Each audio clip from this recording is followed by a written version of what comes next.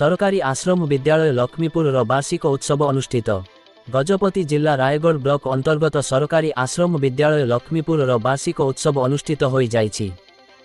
प्रधान शिक्षयित्री श्रीमती जयश्री पंडित अंक सभापतित्व में मुख्य अतिथि ब्लॉक अध्यक्षा पूर्णवासी नायक, मुख्य वक्ता अतिरिक्त मंगल अधिकारी सचिदानंद पुष्टि, जिला शिक्षा निरीक्षक रमेश चंद्र दास, अतिरिक्त गोष्ठी शिक्षा अधिकारी एस पापा राव, अतिरिक्त मंगल संप्रसारण अधिकारी विष्णु प्रसाद सेठी अंक सह अन्य अतिथि माने मंचस्थ होई पालित वार्षिक उत्सव संपर्क में आलोचना करथिले।